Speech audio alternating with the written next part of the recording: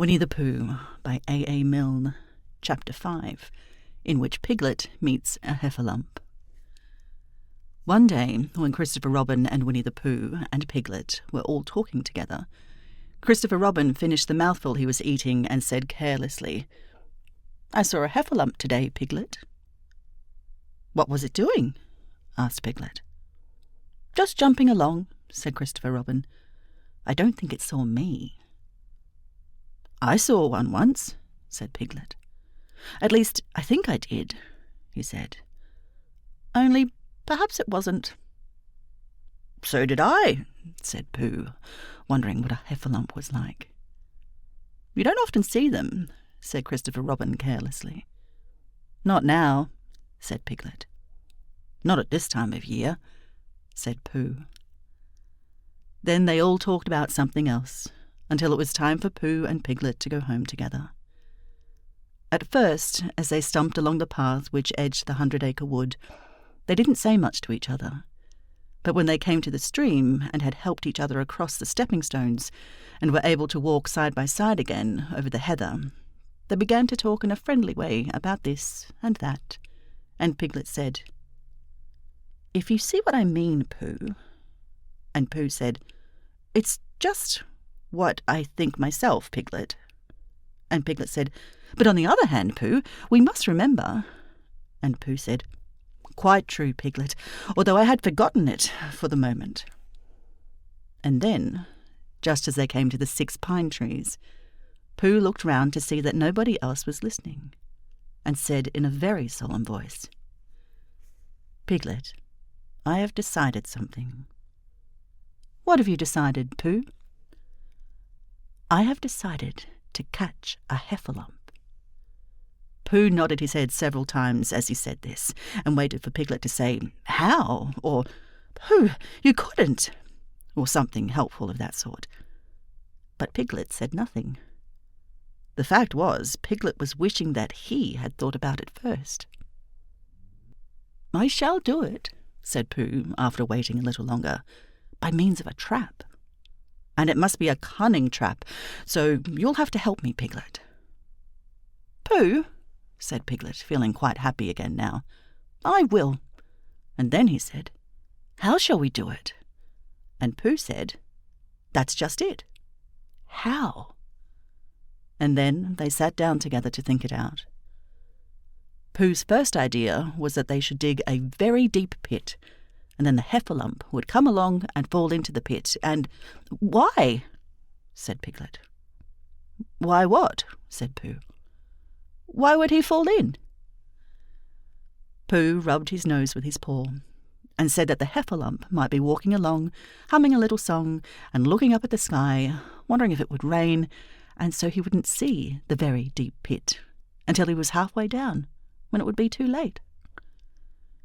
Piglet said that this was a very good trap, but supposing it were raining already? Pooh rubbed his nose again and said that he hadn't thought of that. And then he brightened up and said that if it were raining already, the heffalump would be looking at the sky wondering if it would clear up, and so he wouldn't see the very deep pit until he was halfway down, when it would be too late. Piglet said that, now that this point had been explained, he thought it was a cunning trap. Pooh was very proud when he heard this, and he felt that the heffalump was as good as caught already. But there was just one thing which had to be thought about, and it was this: where should they dig the very deep pit? Piglet said the best place would be somewhere where a heffalump was, just before he fell into it, only about a foot farther on. "But then he would see us digging it," said Pooh. "Not if he was looking at the sky." "He would suspect," said Pooh, "if he happened to look down." He thought for a long time and then added sadly, "It isn't as easy as I thought. I suppose that's why heffalumps hardly ever get caught." "That must be it," said Piglet. They sighed and got up, and when they had taken a few gorse prickles out of themselves, they sat down again. And all the time Pooh was saying to himself, "If only I could think of something. for he felt very sure that a very clever brain could catch a heffalump if only he knew the right way to go about it. "Suppose," he said to Piglet, "you wanted to catch me. How would you do it?" "Well," said Piglet, "I should do it like this. I should make a trap, and I should put a jar of honey in the trap, and you would smell it, and you would go in after it, and I would go in after it," said Pooh excitedly, "only very carefully so as not to hurt myself, and I would get to the jar of honey, and I should lick round the edges first of all, pretending that there weren't any more, you know, and then I should walk away and think about it a little, and then I should come back and start licking in the middle of the jar, and then... Yes, well, never mind about that. There you would be, and there I should catch you. Now the first thing to think of is, what do heffalumps like? I should think acorns, shouldn't you? Well, we'll get a lot of... I say, wake up, Pooh." Pooh, who had gone into a happy dream, woke up with a start and said that honey was a much more trappy thing than acorns. Piglet didn't think so, and they were just going to argue about it when Piglet remembered that if they put acorns in the trap, he would have to find the acorns, but if they put honey, then Pooh would have to give up some of his own honey. So he said, "All right, honey then," just as Pooh remembered it too, and was going to say, "All right, acorns." "Honey," said Piglet to himself in a thoughtful way, as if it were now settled. "I'll dig the pit while you go and get the honey." "Very well," said Pooh, and he stumped off. As soon as he got home, he went to the larder, and he stood on a chair and took down a very large jar of honey from the top shelf. It had honey written on it, but just to make sure, he took off the paper cover and looked at it, and it looked just like honey. "But you never can tell," said Pooh. "I remember my uncle saying once that he had seen cheese just this colour." So he put his tongue in and took a large lick. "Yes," he said, "it is, no doubt about that. And honey, I should say, right down to the bottom of the jar. Unless, of course," he said, "somebody put cheese at the bottom of the jar for a joke. Perhaps I'd better go a little further, just in case heffalumps don't like cheese, same as me. Ah." And he gave a deep sigh. "I was right. It is honey, right the way down."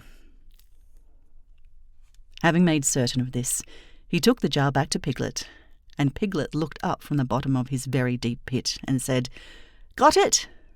And Pooh said, "Yes, but it isn't quite a full jar," and he threw it down to Piglet. And Piglet said, "No, it isn't. Is that all you've got left?" And Pooh said, "Yes," because it was. So Piglet put the jar at the bottom of the pit and climbed out, and they went off home together. "Well, good night, Pooh," said Piglet when they had got to Pooh's house. "And we meet at 6 o'clock tomorrow morning by the pine trees and see how many heffalumps we've got in our trap. 6 o'clock, Piglet. And have you got any string?" "No. Why do you want string?" "Well, to lead them home with." "Oh, but I think heffalumps come if you whistle." "Well, some do and some don't. You never can tell with heffalumps. Well, good night." "Good night." And off Piglet trotted to his house, Trespassers W, while Pooh made his preparations for bed. Some hours later, just as the night was beginning to steal away, Pooh woke up suddenly with a sinking feeling. He had had that sinking feeling before, and he knew what it meant. He was hungry. So he went to the larder and stood on a chair and reached up to the top shelf and found nothing. "That's funny," he thought. "I know I had a jar of honey there, a full jar, full of honey right up to the top, and it had honey written on it, so that I should know it was honey. That's very funny." and then he began to wander up and down, wondering where it was, and murmuring a murmur to himself like this: "It's very, very funny, 'cause I know I had some honey, 'cause it had a label on saying honey, a galoptious full-up pot too, and I don't know where it's got to. No, I don't know where it's gone. Well, it's funny." He had murmured this to himself 3 times in a singing sort of way, when suddenly he remembered. He had put it into the cunning trap to catch the heffalump. "Bother," said Pooh. "It all comes trying to be kind to heffalumps." And he got back into bed. But he couldn't sleep. The more he tried to sleep, the more he couldn't. He tried counting sheep, which is sometimes a good way of getting to sleep, and, as that was no good, he tried counting heffalumps, and that was worse. Because every heffalump that he counted was making straight for a pot of Pooh's honey, and eating it all. For some minutes he lay there miserably, but when the 587th heffalump was licking its jaws and saying to itself, "Very good honey this, I didn't know when I'd tasted better," Pooh could bear it no longer. He jumped out of bed, he ran out of the house, and he ran straight to the 6 pine trees. The sun was still in bed, but there was a lightness in the sky over the 100-acre wood which seemed to be showing that it was waking up and would soon be kicking off the clothes.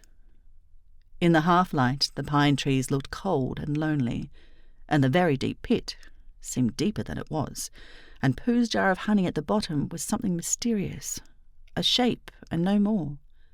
But as he got nearer to it, his nose told him that it was indeed honey, and his tongue came out and began to polish up his mouth, ready for it. "Bother," said Pooh, as he got his nose inside the jar. "A heffalump has been eating it." And then he thought a little and said, "Oh, no, I did. I forgot." Indeed, he had eaten most of it, but there was a little left at the very bottom of the jar, and he pushed his head right in and began to lick. By and by, Piglet woke up, and as soon as he woke, he said to himself, "Oh!" Then he said bravely, "Yes," and then still more bravely, "Quite so." But he didn't feel very brave, for the word which was really jiggetting about in his brain was heffalumps. What was a heffalump like? Was it fierce? Did it come when you whistled? And how did it come? Was it fond of pigs at all? If it was fond of pigs, did it make any difference what sort of pig? Supposing it was fierce with pigs, would it make any difference if the pig had a grandfather called Trespassers William? He didn't know the answer to any of these questions, and he was going to see his first heffalump in about an hour from now. Of course, Pooh would be with him, and it was much more friendly with 2. But suppose heffalumps were very fierce with pigs and bears. Wouldn't it be better to pretend he had a headache and couldn't go up to the 6 pine trees this morning? But then suppose that it was a very fine day and there were no heffalumps in the trap. Here he would be, in bed all morning, simply wasting his time for nothing. What should he do? And then he had a clever idea. He would go up very quietly to the 6 pine trees now, peep very cautiously into the trap, and see if there was a heffalump there. And if there was, he would go back to bed. And if there wasn't, he wouldn't. So off he went. At first he thought there wouldn't be a heffalump in the trap, and then he thought that there would. And as he got nearer, he was sure that there would, because he could hear it heffalumping about, like anything. "Oh dear, oh dear, oh dear," said Piglet to himself. And he wanted to run away, but somehow, having got so near, he felt he must see what a heffalump was like. So he crept to the side of the trap and looked in. And all the time, Winnie the Pooh had been trying to get the honey jar off his head. The more he shook it, the more tightly it stuck. "Bother," he said inside the jar. "Oh, help!" And mostly, "Ow!" And he tried bumping it against things, but as he couldn't see what he was bumping it against, it didn't help him. and he tried to climb out of the trap, but as he could see nothing but the jar, and not much of that, he couldn't find his way. So at last he lifted up his head, jar and all, and made a loud roaring noise of sadness and despair. And it was at that moment that Piglet looked down. "Help! Help!" cried Piglet. "A heffalump! A horrible heffalump!" And he scampered off as hard as he could, still crying out, "Help! Help! A horrible, horrible, horrible heffalump! A horrible hoffalump! Of a hellable horrorlump! A hoffable hellerump!" And he didn't stop crying and scampering until he got to Christopher Robin's house. "Whatever the matter, Piglet?" said Christopher Robin, who was just getting up. "Hef," said Piglet, breathing so hard he could hardly speak. "I have a heffalump." "Where?" Up there," said Piglet, waving his paw. "What did it look like?" Like it had the biggest head you ever saw, Christopher Robin. A great, enormous thing, like nothing. A huge, big, well, like I don't know, an enormous, big thing, like a jar." "Well," said Christopher Robin, putting on his shoes, "I shall go and look. Come on." Piglet wasn't afraid if he had Christopher Robin with him, so off they went. "I can hear it, can't you?" said Piglet anxiously as they got near. "Well, I can hear something," said Christopher Robin. It was Pooh, bumping his head against a tree root he had found. "There," said Piglet. "Isn't it awful?" And he held on tight to Christopher Robin's hand. Suddenly, Christopher Robin began to laugh. And he laughed, and he laughed, and he laughed. And while he was still laughing, crash went the heffalump's head against the tree root. Smash went the jar, and out came Pooh's head again. Then Piglet saw what a foolish Piglet he had been, and he was so ashamed of himself that he ran straight off home and went to bed with a headache. But Christopher Robin and Pooh went home to breakfast together. "Oh, Bear," said Christopher Robin, "how I do love you." "So do I," said Pooh.